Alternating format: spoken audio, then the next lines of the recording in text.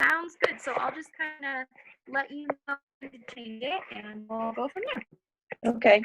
So, yeah. So first of all, thanks guys so much for having me. I'm really passionate about this business. It's really fun for me to get to share what I do and what we're looking at and what we want to do from here. Since it is so few people, I definitely want to have it be more of kind of an open discussion. So Tammy or Vicky, if you want to change it to the next slide. Okay. So what we're going to do today is we're going to be about what is environmental experiences, my journey to entrepreneurship, what do the tours cover, how we create authentic connections on our tour, and then also planning for the future. So what's next for us?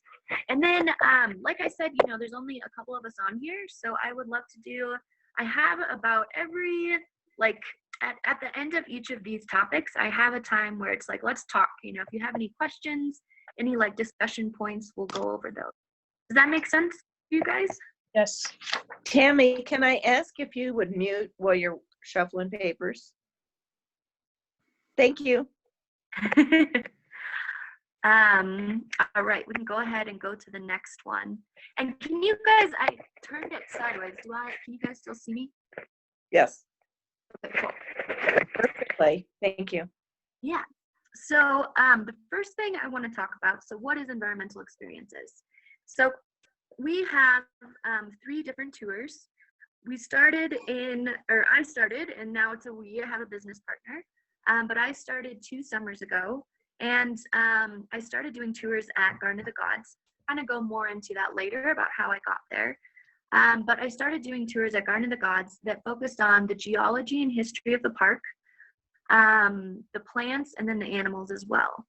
And when the point of this was to really have a kind of tour where people could really get connected to nature and not have it be, just informational where I'm spouting out stuff or, information about these plants, but really try to have people really get connected.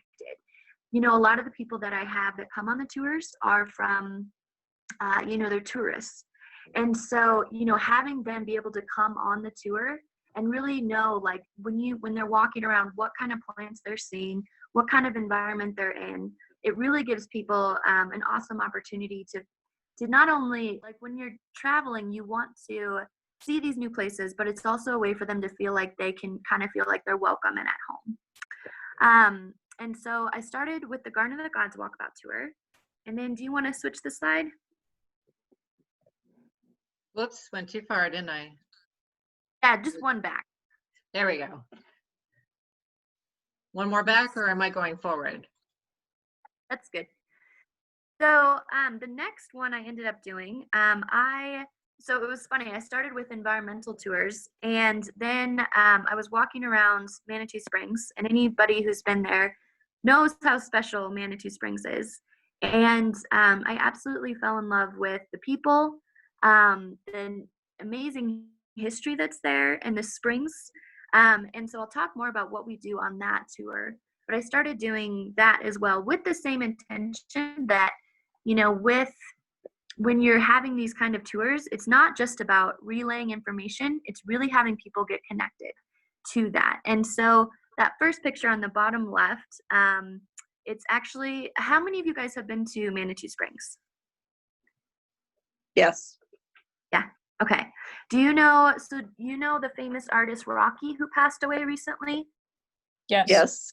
Yes. So that bottom left picture, that's actually Lana, and she's one of my favorite people in the entire world. And she lets us come into where he lived, and all of his artwork is on the walls. And you never know how long you're going to be in there, but she tells about, the story of Rocky. And it's so, for me, that place really captures what Manitou is. It's, it's historic, it's artsy, and it's, it's communicative, and it's just a really, really awesome place. So, so that's, and I'll talk more about what we do in Manitou later. And then do you want to go to the next slide?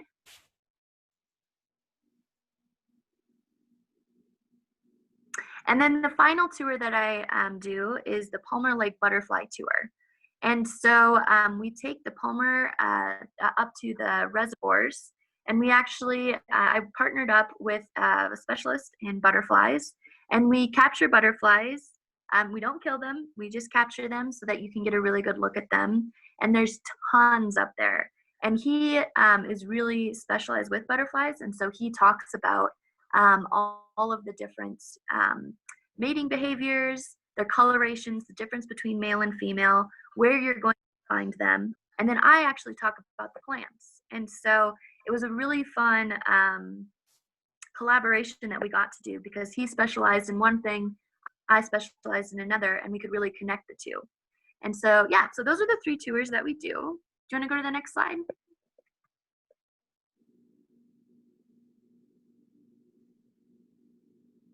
So we've had a lot of success with these tours. And it's been, it's been a really fun journey with all of that. So we were written up in the Gazette and then also in the Colorado Springs Business Journal. And then do you want to go to the next slide? And then we also actually started the business through Airbnb experiences, which I'll talk about more later. But we were the first one on Airbnb experiences in Colorado Springs, and we're the highest rated as well. And then do you want to go to the next slide?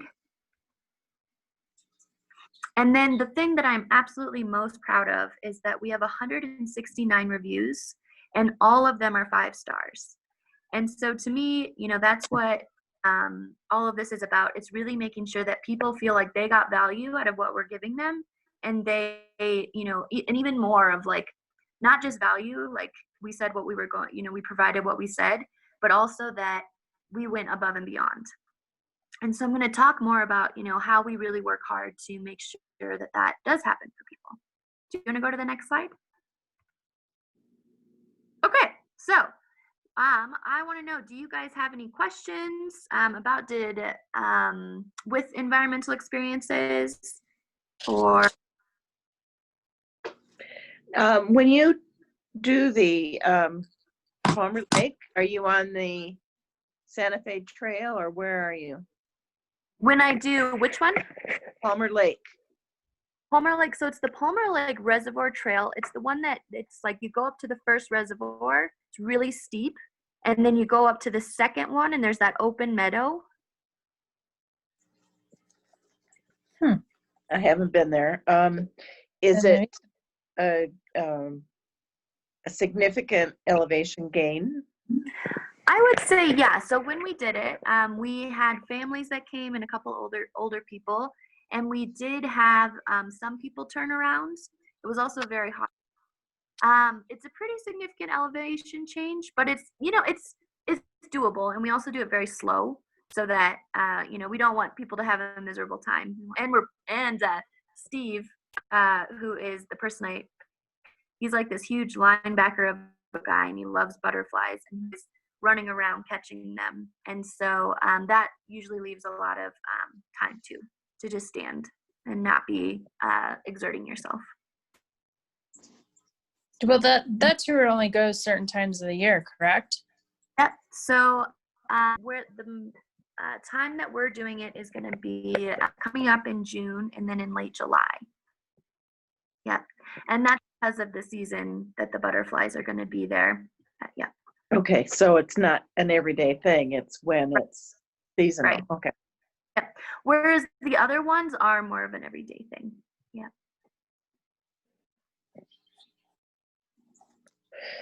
And where do you go in Garden of the Gods? You walk 3.5 miles, you said. Yeah. Yep. So we start at the main parking lot where so it's parking lot number 2, main parking lot. And we go down, they just redid a lot of that area. They have those new bathrooms. They're really nice, actually. So we go down there, we go through the main area, and then we go off and we go down to Siamese Twins. And then from there, we take Palmer Trail, which is my favorite trail. It gives you kind of that bird's eye view of the park. And then so it's a big loop, and we loop back down to that main parking lot. And what sort of things are you going to introduce to people on the way? Yeah, so, and we'll talk more about that later. And Oh, okay.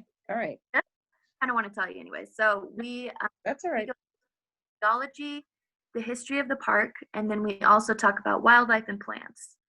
Okay. And so, and it was funny because so I have a master's degree in wildlife sciences, and I really wanted this to be a wildlife tour, but plants are a lot more consistent at being there, and so it kind of into getting connected to plants as well. Thank you. Yeah. Any other questions?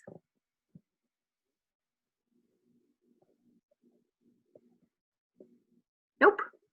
All Nope. right. Slide.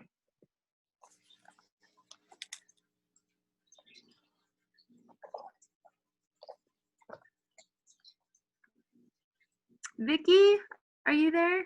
Yes, Okay, we can go to the next slide. sorry.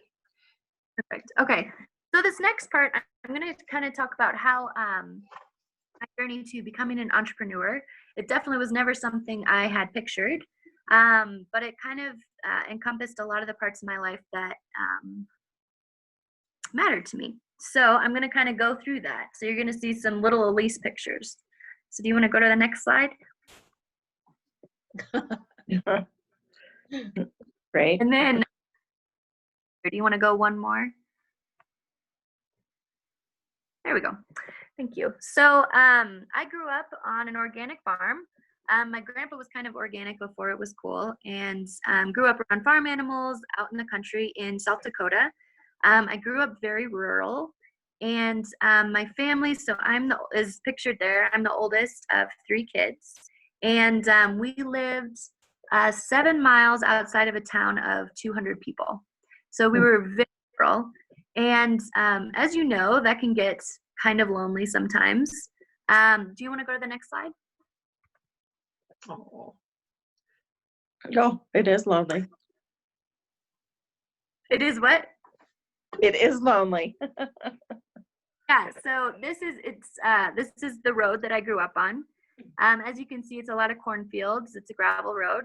And so a lot of what I did, so my parents divorced when I was in 5th grade, and then I also switched high schools. And so I don't know, I was just kind of a quiet kid. I didn't really do a lot.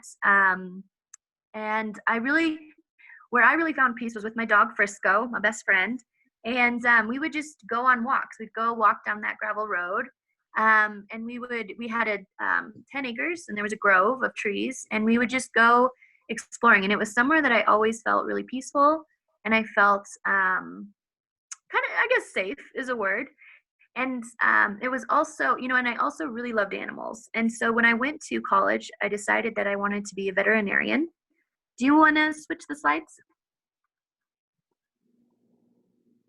And so this is kind of a goofy photo of me, but I started doing jobs to be a veterinarian. And especially in the Midwest, what I found was I loved the work. I loved getting to work with animals. And it was something that I really cared more about the wildlife as opposed to domesticated animals. So I really, I remember I was having this conversation with a gentleman, and he was going into agriculture, and he was talking about this pigs. And that's a big market in the Midwest. And he was talking about how pigs are, in a 5-foot or 6-foot by 4-foot pen for their entire life. They have their babies, they have all the minerals they need, and then they're butchered. And I was so almost appalled by that. And it wasn't, I mean, there's definitely a place, and that's a really important industry. But I just remember being very having this really intense feeling that this isn't what I'm exactly passionate about. I love animals, and I really want to, wild animals are to me so much more fascinating and something I'm much more passionate about. And so I changed my major over to wildlife and fisheries my sophomore year of college. Do you want to switch the slide? And then click it, I think 3 times, and all the pictures should come up. Oh, oh, So I switched my major over to wildlife and fisheries, And I absolutely fell in love with it. Oh my gosh, it was so fun. The middle picture, I actually got to work with black-footed ferrets, which is the most endangered mammal in North America. And we helped relocate them in Badlands National Park. And then on the left there, I promise I'm not hurting that fox. It's with fox, and they're also endangered in Badlands National Park in South Dakota. It's that's right by Rapid City in like the Black Hills area. And I tracked foxes all summer, and we would track where they went. If they died, we would see why they died, and to really get a good estimate of what the population was doing and what we needed to do to protect it at that time. And then on the far right, that's not the best picture, but that's actually a baby bison. And what I did was help out the biologists there. And they were actually, so they put in little, are you guys familiar with pit tags that you put into like a dog? Yeah. Yeah, so they put actually these pit tags into the bison, and then they round them up each year, which is a journey. It's really crazy to round up bison. And what they do is they scan these bison each year. Then they can see how old these bison are, depending on when this pit tag got put in. And we can also see how healthy they are, if they've had a calf, if they've not. Yeah, so that was really fun. And this bison, so I think he was 300 pounds, and he's a baby. So these are just massive animals, and it was a really, really cool experience. Yeah, do you want to go to the slide? So during my time there, so with being in my wildlife degree, I totally fell in love with being outside and being in the environment and getting to see, wild animals and interact with them. I mean, that's something really special. And I studied abroad in Norway. I went to study ecology of northern wildlife, and I was picturing that I would be doing a lot of like wolf studies on moose, getting to see that. And it ended up being a lot of marine mammals, which was amazing. These, you can kind of see them on the left side. These are pilot whales. And we went out with a biologist, and we tracked these pilot whales and tried to identify them by significant marks on their fins. And it was just a crazy, amazing experience. And again, this kind of stuff, like I really felt that I was in like the right place. Like I love doing this kind of work. So if you want to go to the next slide. So I graduated with my wildlife and fisheries degree, and I decided to go on and get my master's. And so, and it was going to be a master's in wildlife sciences. And so in 2014, never in my life did I expect to go out to New Jersey, but I ended up having a study that was two parts. So the first part was working at Great Swamp National Wildlife Refuge in New Jersey. And I helped out with different wildlife surveys there. And the point of all these wildlife surveys is to see where the population is at and monitor to make sure that they're doing okay and to make sure that they're going to be here for future generations. And so at Great Swamp, I did turtle surveys, which is the one on the left-hand side. What was it? Box turtle, I think. And then on the right side there, that's an eastern screech owl. We had actually collected him during the day. We woke him up from his nap. And it's so funny, when they're sleeping in a certain area, you can literally just grab them and keep something over their eyes. And this is right before we let him go. And we put a bird band on their ankle or their leg, so that if we find them again, we know when we found them, and we can see how old they are and track. Maybe we found them 20 miles away the year before, and now they've moved here. And that can give us really awesome information to help their population. Or, maybe it's too big too. That's something that can happen. The middle picture is actually why I was in New Jersey. So my job as a graduate student was to estimate how many deer were in the refuge. And so what that involved, it's kind of hard to see, but I actually had, that's a pack on my back, and I had 20 pounds of corn in there. And we would hike, and we would dump out corn at different locations, and then we would put up a trail camera. So anytime a deer went by, or turkey or bears, you would get a picture. And from those pictures, we could get an estimate of the population. And so again, this was stuff that I loved. It was so fun to be outside and to be, close with nature, and getting to see, what the population was at. Do you want to go to the next slide? And again. Okay, so this is kind of a funny picture because it's cute on the one hand, and it's also not very realistic. So I worked with deer. So the one part of my study as a graduate student was to get the population estimate in New Jersey of this wildlife refuge. The second portion was actually looking at the effects of an insecticide that's really common in the Midwest. And from a lot of research, we know that it's getting into streams and ponds. This insecticide is in there. And that means that deer have access to it. And we were concerned about the deer having access to this and if it had a negative effect. And so at South Dakota State University, we had a captive facility of deer. And so during my time in South Dakota, I went in between South Dakota and New Jersey. I took care of these deer. And I also monitored, did an experiment to see if this insecticide that's really prevalent had a negative effect on them. Do you want to go to the next slide? And so what we actually found was that it did have a negative effect on them. And it's something it's probably my biggest accomplishment was we found this insecticide that is on 90% of corn and soybeans is having mortality rates on deer and on fawns specifically. And so we published our information, and this information actually led the Minnesota Department of Natural Resources. It led them to look at their deer populations and see if they were having a negative effect.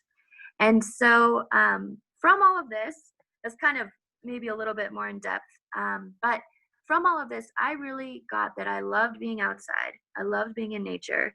I hated collecting data, and I really loved people too. And what I was being trained for was a wildlife biologist, which is again a really important career, and it's a really important needed activity in our society so that people and wildlife can coexist. And it was something where it just felt like everything, a lot of what wildlife biologists do is they interact with the environment, but they have to interact with it not for what's good in the biology, but what's good for different stakeholders. And those stakeholders are so diverse. They're people that live in urban settings, they're ranchers, they're PETA groups, and then they're gun owner rights. And then gun owners, that's what I meant. And so, it's really difficult. It just a little bit, and again, it's so important. And it wasn't something I was passionate about. And what I really found in my studies was that people had a big disconnect with nature.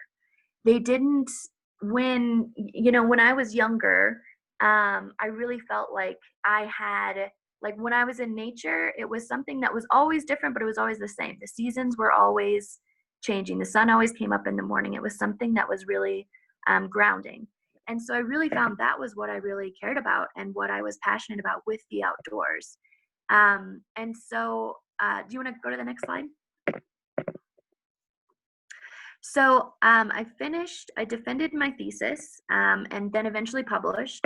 And at that point, I was living And right before I defended, I actually moved out to Colorado and kind of randomly and sporadically and finished up my thesis, went back and defended. And then I was looking for a job.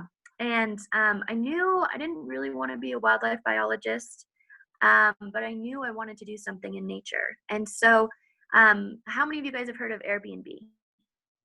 Mm-hmm. Yeah? Yes. Okay. So Airbnb has this new thing called experiences. And so now when you go to a certain city, you can book an Airbnb a home, but you can also separately book an experience. And so these experiences can be anything from calligraphy to like a downtown walk for restaurants, all the way to a hike or a tour. And so I had heard about this opportunity through a friend, and I've been hiking a lot in Garden of the Gods, and so I decided to go ahead and try it. And so I had my first tour 2 summers ago, and I absolutely 100% fell in love with it. It was like, it kind of combined all the things that I really loved. You know, I loved being outside and feeling at peace. And so selfishly, it was nice for me to be going on these hikes. And, and getting to see the wildlife. Wildlife here is a lot different. It's the same as in South Dakota, but they're a lot tamer. So you get to see them. And so I really enjoyed being able to see the wildlife. And I enjoyed being able to be outside again and kind of be seasonally outside like you are in the summer, which is something I did a lot in college because I was, you would do your field seasons in the summer and then in the winter you'd go to school. And so I really enjoyed that aspect of it. And I loved getting to teach people as well. I loved getting to not only just teach them, oh yeah, that's a yucca plant, but why that yucca plant is so amazing. Why that yucca plant, is able to capture water and how important it was to Native Americans. And hopefully, capture that in a way that really, it makes people inspired. At least that's the attempt. Do you want to go to the next slide? And so from that, I started talking to a lot of business owners, small business owners in Colorado Springs. I love, love, love, love the small business community here. And eventually decided to create my own business called Environmental Experiences. And kind of the tagline is because people conserve what they love. So when people are, my thought is that when people feel really connected to a certain area, when they feel connected to a certain type of plant, they understand the environment that they're in. They understand how amazing it is. Even something as small as a raindrop, there's thousands of steps that it took to get here. And it's, and how old the rocks are. And, the amazing things that deer do. I hoped that kind of like connection would really have them feel connected. And in a way where it's like, conservation is so important, but not having it be because it's the right thing to do, but because they had like that connection. And so that was how Environmental Experiences was born. Can you go to the next slide? I don't remember what I have here. Okay, yeah. So, what kind of questions do you guys have? What do you do in the winter? In the winters, I also have a job as an outreach coordinator for a chiropractic clinic. Oh, that's good. Yeah, I do also do tours where we have hot chocolate, and it's only an hour long, and so it's a little bit. So we get some people that come on there too. Okay, so your Garden of the Gods tour, how many people do you usually take? It can be the most I've had is 10, Mhm. and it can be as little as 1.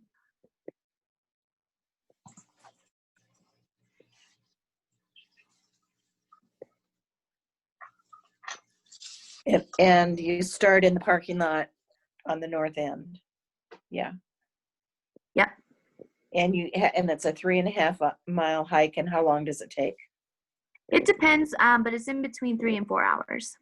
Okay. do you charge per person or do you charge for the tour? Yeah, so I charge per person. What it's been in the past is $65 per person included in that. So it's the tour, the information, of course, and then we also provide water and a bobo bar, which is made in Boulder, Colorado, so it's local. And we do El Dorado water as well, which is Boulder, Colorado too. However, with I believe that's going to, I think that's going to change a little bit because right now we want to do, because there isn't going to be a lot of traveling, our market is changing a little bit. So we think we're going to be doing more specialized tours that focus on certain types of things in the environment, such as like right now, maybe pollinators or seed dispersal by trees. And so it would be more specified, more for families to come out and do it. And so we want to make it affordable to families. And so we're looking at doing package deals to make that work for them. And you feel that you can be social distanced? Yeah. So with what we're kind of putting in place is that looked at CDC guidelines and looked at what other tour guide companies are doing in Colorado is the distancing, being really diligent with, if there is any interaction, like if we're giving them water, make sure that there is alcohol wipes available, wearing masks. I think those are about the things. And if they are in the same family, that's a little bit more lenient since they are in the same household. Sure.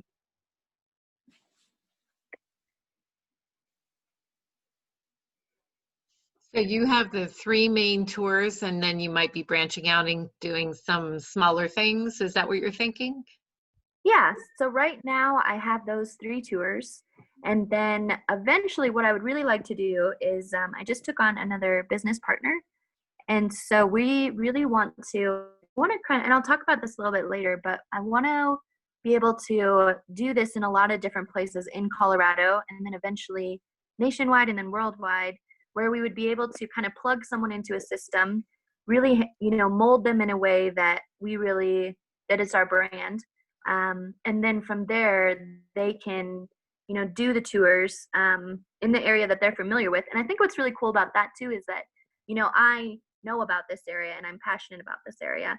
And someone in Vail, might be really passionate about that area and know more than I do. I think the biggest thing for our business is, that you have that passion and that you're caring, and that you give like an excellent tour.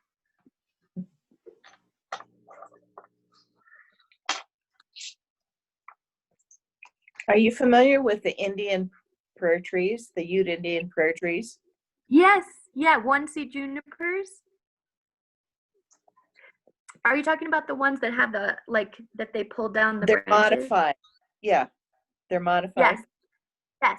And I actually so first of all, they're 1C juniper trees, and they're they're fascinating trees. They can be from like 300 to 1,000 years old, which is crazy.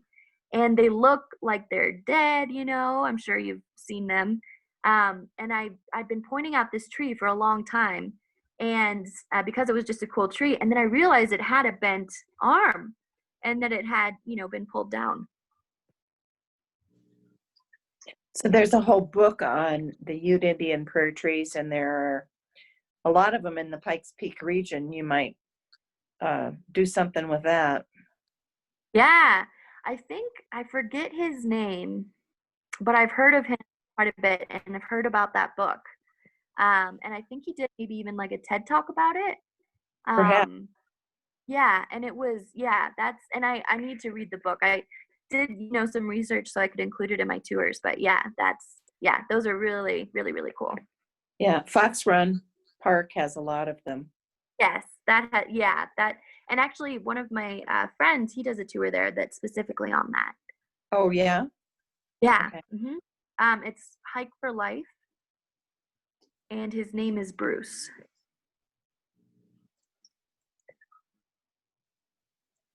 Pie for life? Hike for Oh, hike for life. yeah.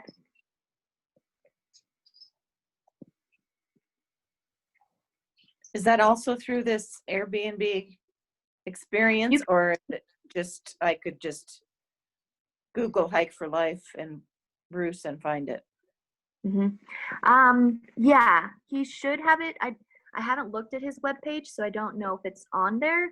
I know it was at least last year on Airbnb. Okay.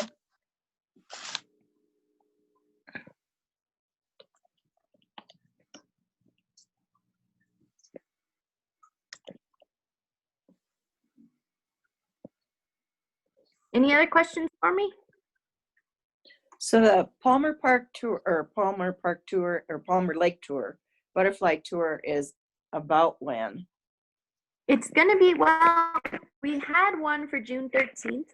With COVID-19, I think it's gonna be moved a bit. We are looking to do one in July though. And if you want, we're kind of in discussion about that now. If you would like, I could send you an email once we know when that butterfly tour is gonna be too. Would you like that? I'll put my email in chat. Oh, your email's in. Oh, look at you go. Nice.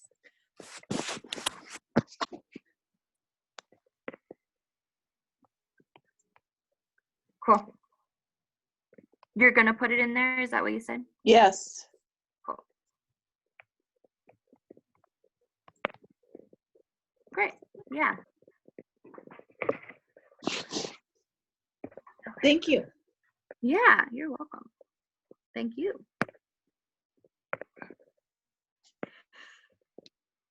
I'm going to write that down here. Okay, cool. So what time do your tours usually start? If they last 3 to 4 hours, do you like start at 8 and go to noon, or? I usually do a little bit earlier than that, just because I really like to beat the heat and Yeah. also the tourists. And you see more wildlife more at sunrise. And so Okay. I like to go see. What I'm doing now, because I actually, the first summer I did it like right at sunrise. But it was pretty early. It was, like 5:30. And so I've switched now to 7. And that seems to be a pretty happy medium of not being too hot, still being wildlife, but not being too early for people. Do you emphasize photo opportunities too? I really do, yeah. So, Okay. and I'll talk about later is that a lot of people have different wants on the tour. And so really being able to read those is something that I value in a tour guide. So, there could be a family of 5 that's coming and they have an age range of 8 to like 17. And so for that kind of tour, you want to do something where it's, it's fun, it's interactive, you're interacting with the kids get to run around.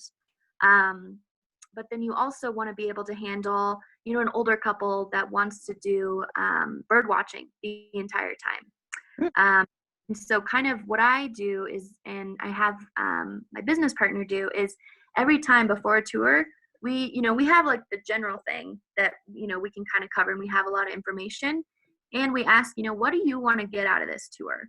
And so like with the younger generation, it's a lot of pictures. And so, yes, I have like the kind of almost like exact points I know that are going to be good for Instagram or just like a family photo. A lot of people like that. They say they kind of like put it on their Christmas card.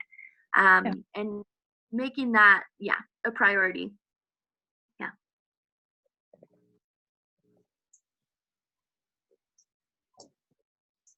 And there's so many good spots to take pictures at Garden of the Gods and Palmer Lake and Manitou as well. Yeah, where do you go in Manitou? Are you going to talk about that next? Yeah, let's see. Okay, so you go to Rockies, and what else do you do?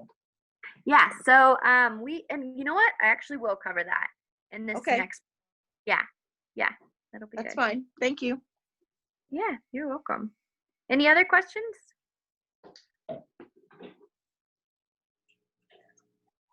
Alrighty, we can go to the next one.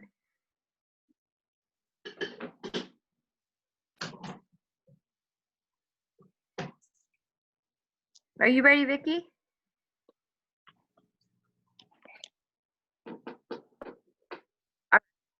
So the first, so I'm going to go a little bit more in depth, and we Oh, kind of good. covered the gods, but more about what the tour is going to cover. So we'll start with Garden of the Gods. Do you want to go to the next slide?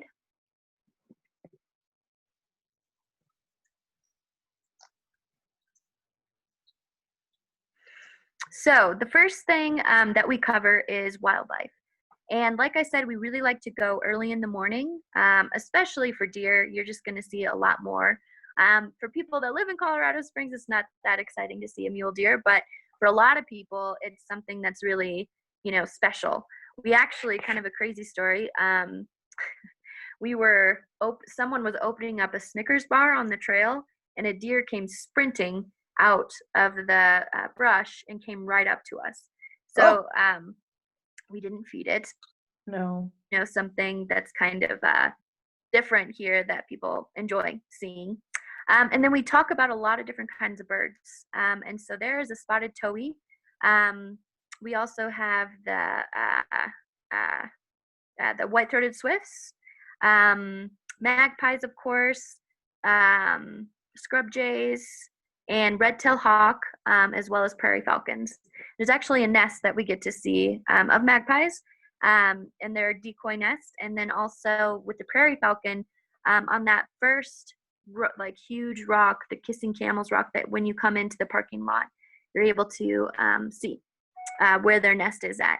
And you can also hear them. And that's something that's been really fun for me to kind of get better at, is listening for birds and being able to hear them and point them out.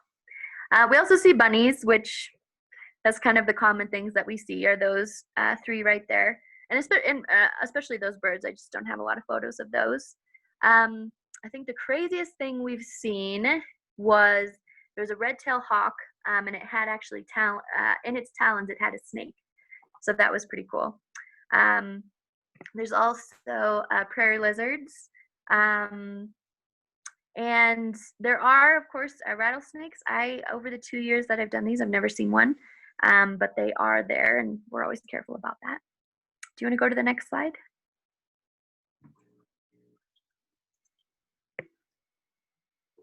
So, like I said, I really wanted this to be a wildlife tour because that's, where my specialty is, and botany and stuff like that is a little bit more on the less than side. But here, that's kind of what this tour ended up being. And I've started to really fall in love with plants because of it. So up on the left-hand, top left, you can see choke cherry. Then we have yucca in bloom at the bottom. And then we have those, you were talking about those prairie trees. So that's that one seed juniper. And then at the bottom, we have the Rocky Mountain juniper berries. Did you guys know that those berries are used to make gin? No. Yeah. So the next out and you see those berries, crack one open with your fingernails and give it a whiff, and you'll really smell that gin. Yeah. And then the next one on the top there, so that's a cone from a ponderosa pine in the beginning of spring. And I'd never seen one like that, and it was really cool. It's one of the things that's really fun about these plants too, is that throughout the season they're always changing. And so, you'll start right now during this time, they're doing seed dispersal. And so the pinyon pines have that sticky sap, and you'll touch just one of those beginning cones and there'll be pollen that sprays everywhere. Yep. And so it's really, and then, eventually it'll start to form the cone, and then it'll release the seeds from the cone. And it's really fun for me selfishly and personally to go around and get to see those things at the garden. And also it's good for tours because people aren't always getting the same thing. And that's, I guess, too, just, what I love about nature is that it's always the same, but it's always changing, which is cool. Do you want to go to the next slide?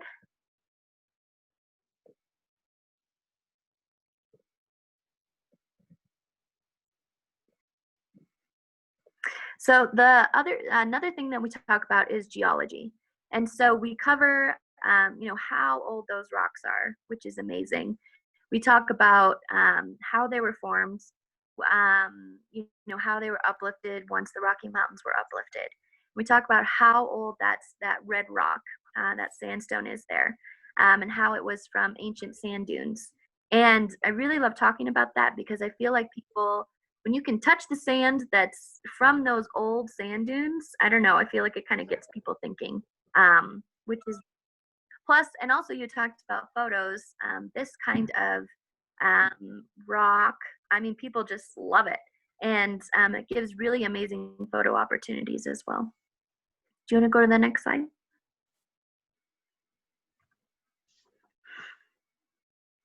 And then the last thing we talk about is the history. And so we talk about the Native Americans that were here first, the Tabawatch people. We talk about the Sun Mountain, Tabakiv, which is what they called Pikes Peak. And then we talk about the Spanish explorers, the French trappers, and then the white settlers that came here. And I try to really, I mean, it's so interesting. You know, the Native American culture is amazing. And then to see it change, you know, and the settlers, how they wanted it to be, you know, it started, I believe, with Manitou, and they wanted it to be a resort area. It's just really fascinating to learn about all of that. And so that's the final thing that we cover in Garden of the Gods Walkabout. Do you want to go to the next slide?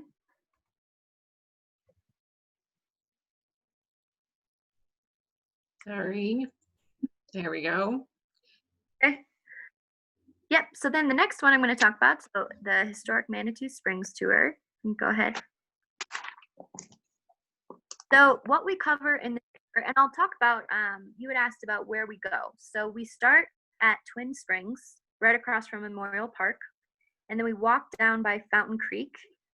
And I talk about this picture, to me, is it's representing how the drainage happens into Fountain Creek, and how then it causes the mineral springs to be there, and how they're carbonated, as well as have those minerals. And so I cover that.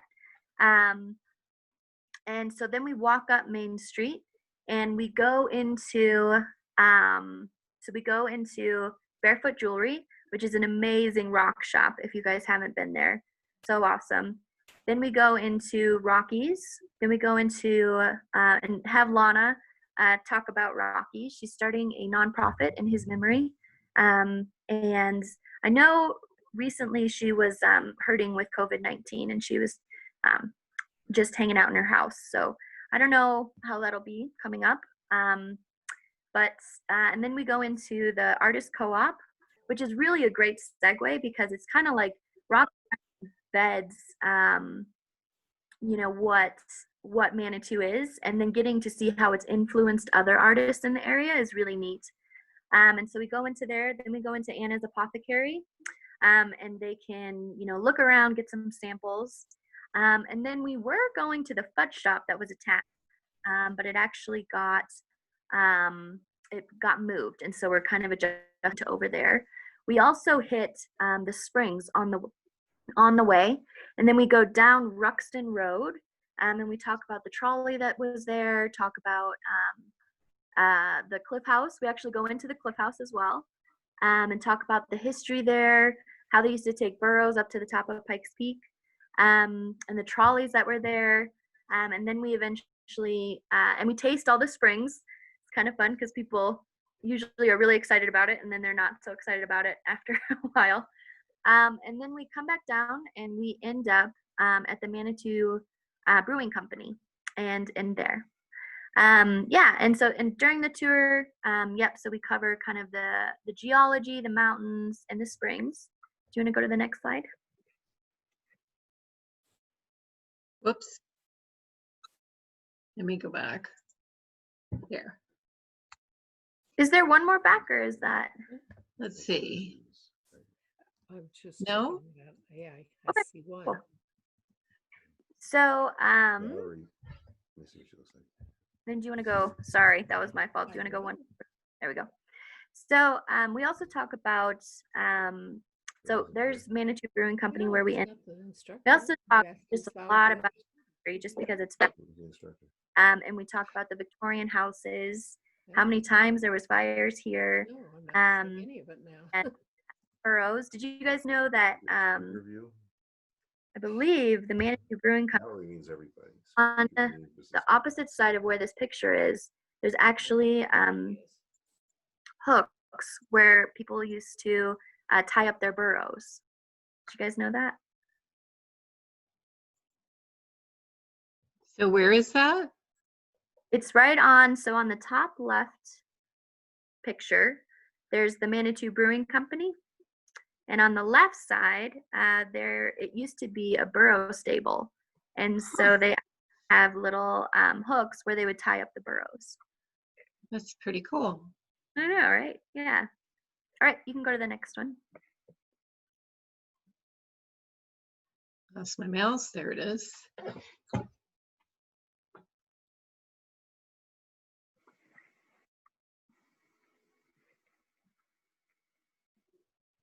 And then we go to all these springs, and then we also do twin springs.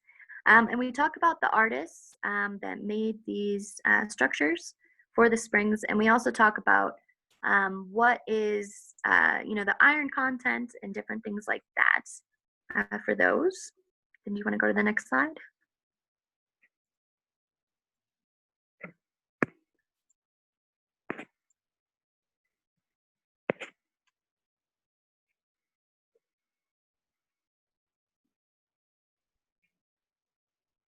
I think you went back one. There we go. And then my favorite part is actually going to go in and talk with store owners. The people I've met in Manitou are really great, and getting to go into their stores and hear about what they're passionate about. On the right picture, on the left side, you can see a blonde lady, and her name is Kelsey, and she's the owner with her husband. And she knows so much about those rocks and minerals, and it's awesome. The top left picture is Rocky's home, and where he has a lot of his artwork up. And the bottom left is is Anna's apothecary. And so we go into each of these and we talk with the store owners.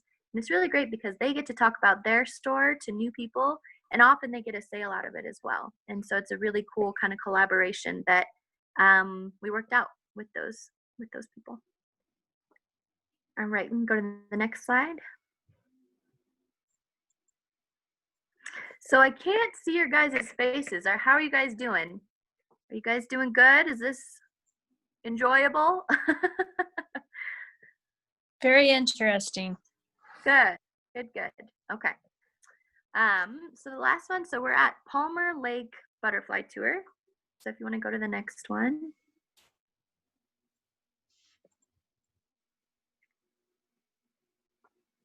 Okay, so pictured on the right-hand side, that's Steve Fisher. He's a huge guy, and he loves collecting butterflies. He's a small business owner here in Colorado Springs.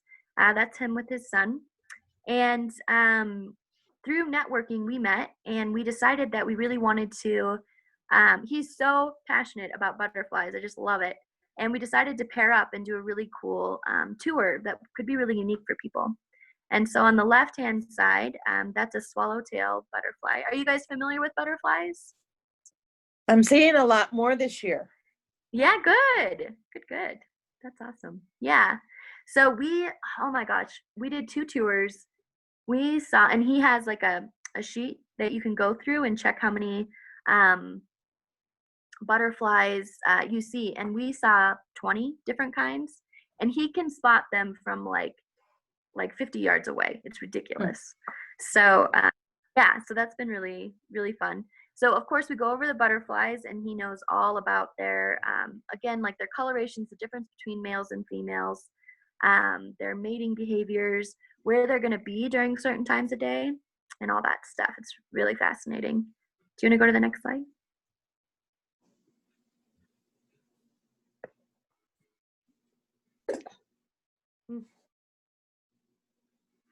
So here's another little butterfly. And these guys are really cool because, and I can't remember what they're called, but they're, you find them in big groups right by water sources or in mud. And so we got some really cool video and photos with that. And then you can see this swallowtail with the plants that they're on. I really talk about that. And I'll say, what they get from the plants, and what age, when they're in a cocoon versus when they're, going to be mating or are going to be eating a lot. It's really fun to he has so much knowledge with that, and I have the knowledge with the butterflies, and I have knowledge with the plants. And so it's really fun to collaborate both of those. And we found ways that they were really similar and used one another that we didn't even know by talking to each other. So that was really fun. Go to the next one. And then this is, we also talk just about the geology of the area. We talk about the history of General Palmer, and how it's a water source. And it's just beautiful. There's a lot of photo opportunities on this tour as well. You can go ahead to the next. Yeah. So do you guys have what questions do you guys have? Where was that last shot? Again? Where was that last shot? That last shot? Uh-huh. A reservoir? A reservoir, yep. And that one was at the first reservoir. But where? So I think it's the Palmer Lake Reservoir. Oh, okay. Okay. What's that? Okay, thanks. Yeah, you're welcome. It's kind of hard to hear you. I know. So you have, I can't get my thing up. Okay. so you have 2 reservoirs that you visit. Yes. Yeah. That first one, the one that's pictured, is the one that is used. I need to check myself too. I know that first one is like their water source, and so there's no swimming or anything in that. You can't let your dogs in there. And then the second one, I don't know if that's considered a reservoir or not, but I know the one pictured is. But regardless, it's a small lake up there. Does that answer your question? Yeah.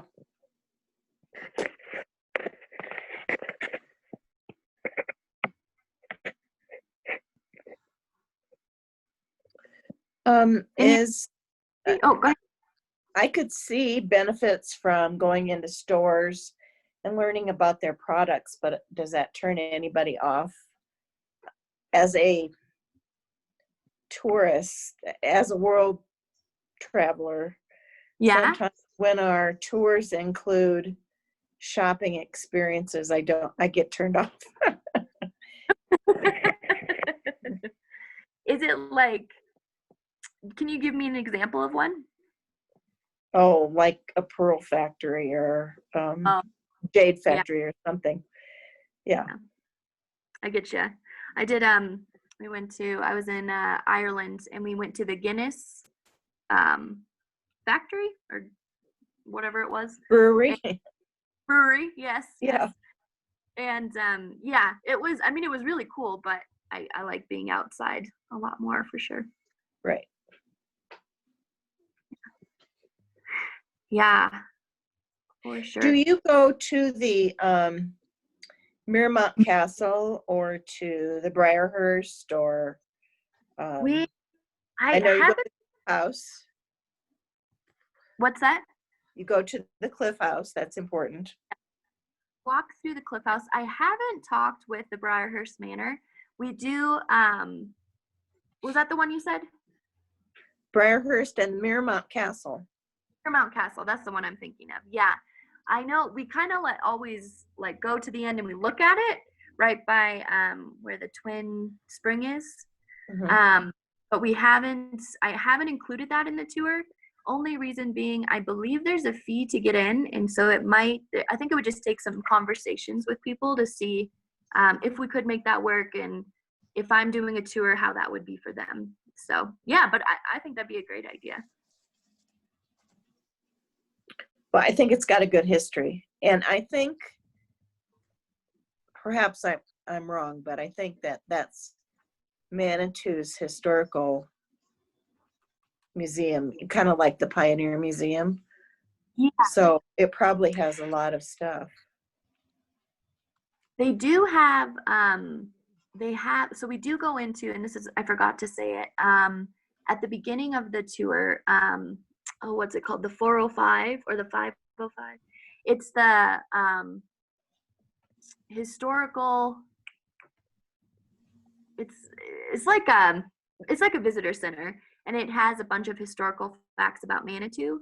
And I Okay. did talk with one of her name is Annie, and she's one of the, I think she's a city council member, and she's really passionate about the area. And I talked with her, and she actually does a little bit of the tour, and we get to kind of walk through that area, and get to see, when they talked about the bottling, when they tried to do the bottling factory.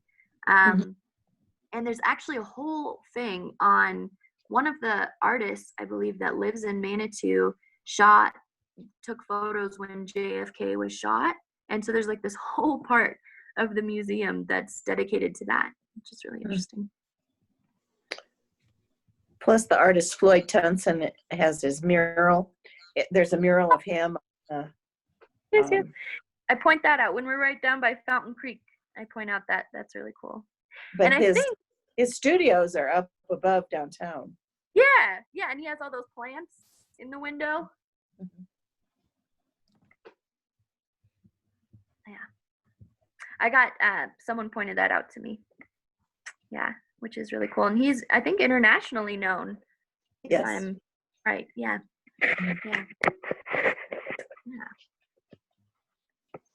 Anything else?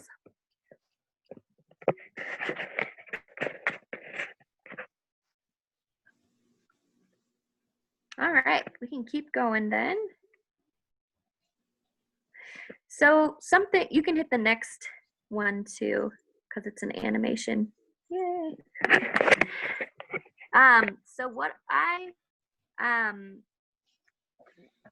of, something that I really care about is creating authentic connections with people that come on my tour. And the way that I kind of have a formula that I came up with to get that. And I want to make sure I say it right because I wrote down notes here. Hold on. So my equation for this is having right away in the beginning of the tour, stating out, having a really clear intention, letting them know that everything is taken care of for them. They have the water, they have food. I'm going to tell them where all the good photo spots are at. I'm going to tell them where the bathrooms are, kind of taking away any worry that they have, so that they can just be present and have a really great experience. Secondly, I want to exceed their expectations.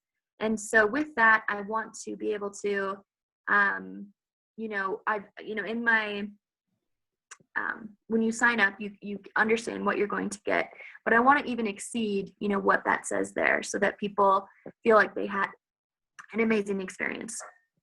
The second thing is I want to listen to what they need. So at the beginning of every tour, I think I said this before, I want to, I say, what do you guys really want to get out of this tour? That could be so different for so many people. Like we had talked about, like they would want to take photos.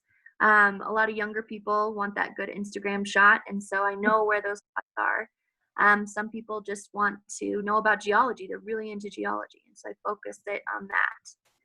And just listening in general is really important. For a long time, when I was doing the tours, it felt like I needed to know everything. And I think that really, it almost like switches. If you can take the time to say, what's your environment like?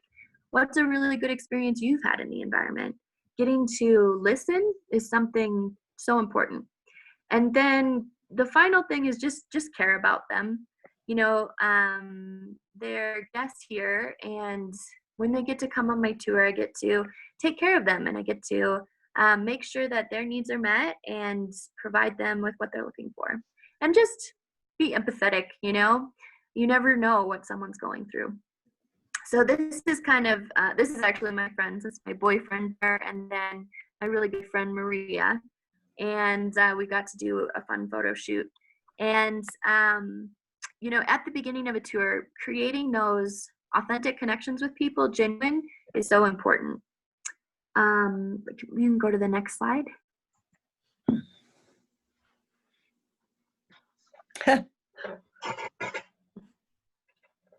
So the next thing, so this is just a bunch of pictures of people who have been on my tour. And I wanted to kind of share like who these people are, because when I have one tour, but it's going to change so much depending on what people are interested in.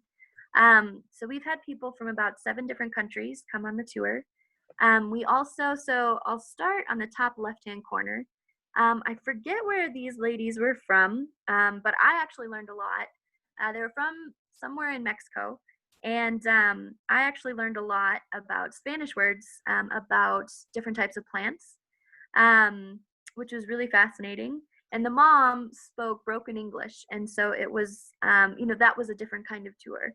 But and then the bottom one, that's a big family. And so they wanted, a different kind of experience. Probably the parents wanted it to be really, educational, and the kids didn't want to be bored out of their minds. Middle one of the gentleman in the black sweatshirt, they had just gotten a new puppy, and they wanted some really fun photos. And I think that's about the cutest photo I've ever seen, with that little hood on the puppy. And then on the right side, this gentleman was so interesting. He was from China. He was into electronics, and he was into like robots and self-driving cars. And he said that they used a lot of technology from animals and from herds of animals, because they wanted cars to be able to pick up people automatically, without a driver. And it was just fascinating to talk to him and also see how it really related to nature. And so, and actually you can go to the next slide. I think I have more to say. And then there's kids. So all of these pictures were approved by the mom, just so you know. And these boys were running all around. And when you have kids on an experience, you want it to really be something that's educational, but also something where they feel listened to, and they get to just run all over the place and get to let out all that energy. You can go to the next one. Is it legal? So you can go up to 10 feet off the ground. Now, the one on the left, everybody is about 10 feet off, except for the one on the left side. He kind of went rogue with it. Yeah. Yeah. You can go, yeah. And this is kind of just an example. So this was a really fun tour. There was a lady, she was from the United States, and then the gentleman was from Italy. And her dog was a 13-year-old Chihuahua. Her name was Ruby. And, during the tour, the lady, they both became, the two guests became really good friends, and they actually hung out for the rest of their trip together. And I have the picture of me with the dog, and I think the reason for that is it's so much more than just giving the tour. It's really welcoming them and getting to be a part of their world for a little bit. Go to the next slide. So this is some more people. Can you go to the next slide and then maybe back? I want to make sure. No, jump ahead here. Oh, and actually, never mind. You can stay there. So here, is some other people that went on the tour, and I wanted to share.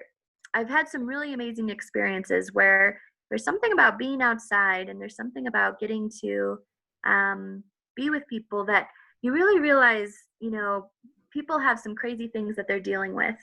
There was one woman who came on, and she actually hadn't seen her son for 5 years, and he was in India. And there was another lady that had a miscarriage, and she took a solo trip by herself so that she could, not think about it as much. And there was, there's a lot of young women that were traveling by themselves for the first time. And some people were just, they came by themselves. They just wanted someone to talk to. And so with all of, I think it's so important for people just be there with that person, because you never know what people are dealing with. All right, you can go back or go forward.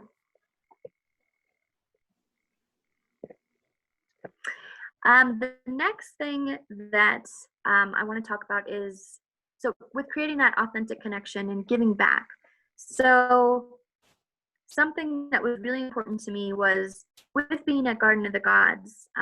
It was before they had their permit system. They just put it in place, so it's a little different now. But with every tour that we do, we give at least 5% back to the organization or the landowner. So with Garden of the Gods, since we started, we've been giving 5% as a donation every month. And we've done that in Manitou, and we'll do that with Palmer Lake as well. And that has really created an awesome opportunity. One, because people really respond to that. When I say 5% of your tour actually went back to keeping this place, beautiful, so thank you. They're like, oh, they feel good about it. And secondly, it builds a really cool relationship with the landowners. So every time that I do a tour, they get paid. So like the visitor center, they were kind of skeptical, weren't sure what I was doing. I had them come out on my tour. I told them what I was doing. I told them I was going to give them 5%, and they were so excited, and they offered to be helpful. They actually gave me information about the park that I didn't know. And I'm also doing presentations for them too, just kind of as like a giving thing. And that has just reaped so many benefits for my tours, made it so much easier because they know me and they know how to get in contact with me. If there is a problem, or with the permits, that was huge too. They were able to work with me with the permits as well. So that's something, and that kind of creates that authentic connection as well, because people that come on the tour know they're doing something good, and where you're doing the tour feels like they're, getting something out of it as well. Do you want to go to the next slide? So this is my equation for authentic connection on the tours. So it's having a clear intention, listening, giving genuine care, and giving back. All right, go to the next one. And so this has left us with those 169 5-star reviews, and all of them are stars. And so here's just, hopefully you guys can read that, just some of the reviews that we've gotten. Yeah, so I'll let you guys read those. Oops. Yeah, you can go to that one.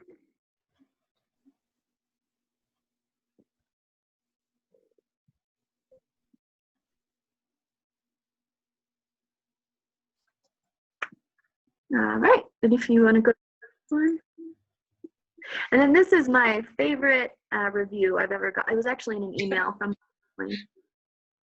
and it was because of the tour, they were inspired to be able to go back and learn about their environment.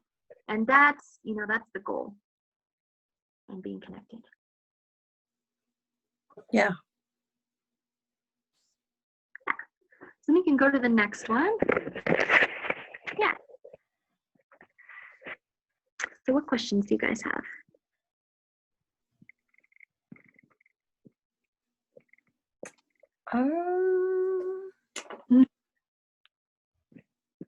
They all sound wonderful. Thanks. The reviews or the people? No, what you're telling us that you're doing. It sounds wonderful. Thank you.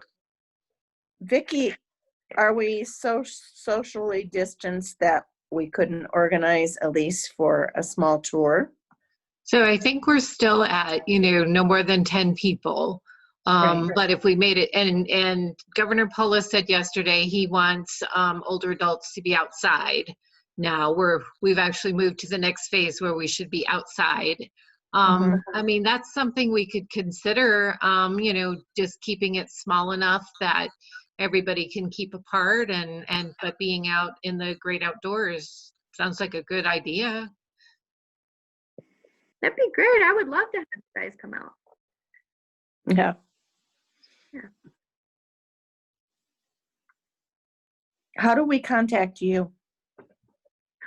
So you can contact me. I'll just give you my email. Okay. So it's going to be Elise, Elise, Mm-hmm. .Berheim, BERHEIM Mm-hmm. @gmail.com. I'll also put it in the chat too. Okay.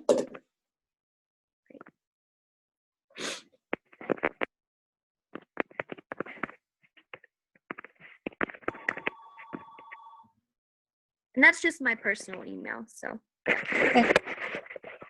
yeah.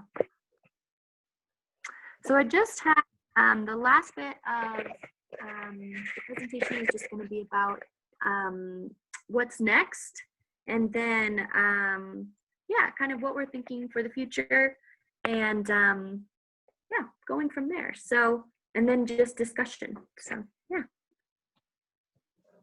All right. Okay, do you want to go? Yeah, so what's next? Do you want to go to the next one?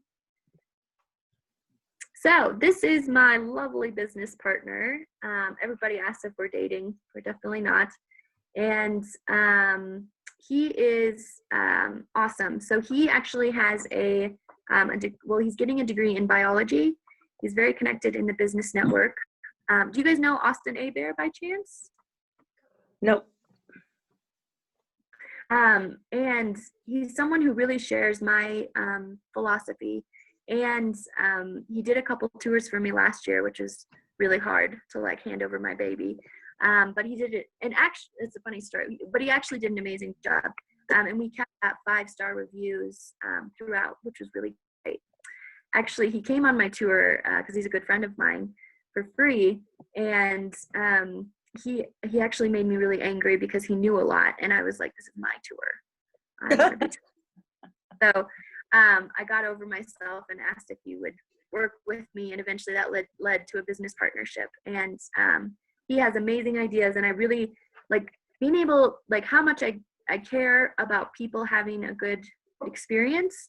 He cares as much too. And so that's been wonderful because it's easy. I trust him to be able to do that on the tours. Do you want to go to the next one? So the plan that we have is that we want to have a system we can plug people into. That sounds kind of weird, but what I'm saying is that, you know, there's so many places in Colorado that are beautiful. Crested Butte, Vail, Aspen, Buena Vista, so many places. And we can't be in all those places at once. But if we can find people that can share this kind of passion and understand our mission, that this has to be above and beyond an experience, and having it be something so personalized and great, we want to have a system so that we can expand in Colorado, which is an amazing place to do it because there's so many places. And then we would love to go nationally and then worldwide. And so that's our plan for now. Where we're at right now is we have these tours set up. They're great tours. We want to be able to do more with social marketing, social media. And we're kind of in an interesting point where we want to do more for, what we've been doing is a lot more for tourists. And we're moving a little bit more towards doing things with families just because of COVID-19, and kind of juggling that right now. Yeah, that's the plan. And yeah, if you want to go to the next slide. So these are just citations. So all the pictures are my own. Some of the ones that were the fountains in Manitou, those were from Google. If you want to go to the next one. Yeah, thank you guys. What other questions do you have for me?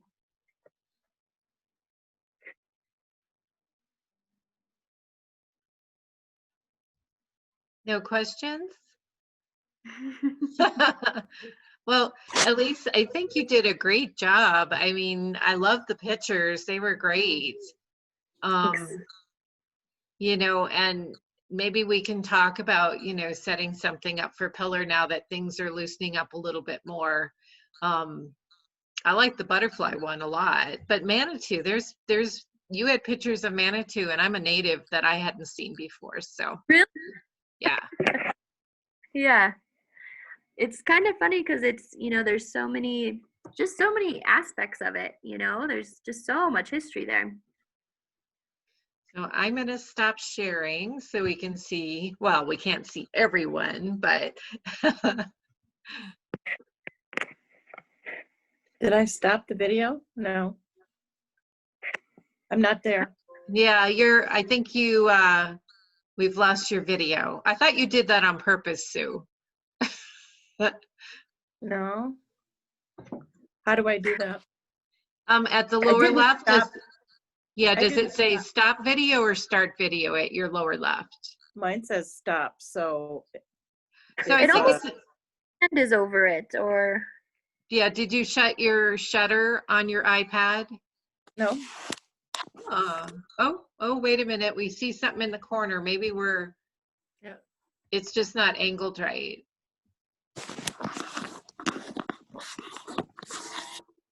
No. Oh, there, something. I don't know what it is. Hi, Phyllis. Oh, there we go. Oh, I know what I did. I know what I did. Did I you flip switched it? I switched my camera. I'm sorry. That's okay. At least it was one color. What were those goodies on the table? Yeah. Yes. Good to see you, Phyllis. Well, Elise, I really enjoyed this. And I would like to take a tour. yeah. Tours 1 hour or 2 hours? How long do they tend to be? Some of them are 3 or 4. So the Manitou one's about 2 hours. The butterfly one's about 3.5, and then Garden of the Gods is 3 to 4 hours. It's 3.5 miles, Phyllis, the Garden of the Gods. Oh, Hi, Phil. I didn't see you earlier. It's nice to meet you.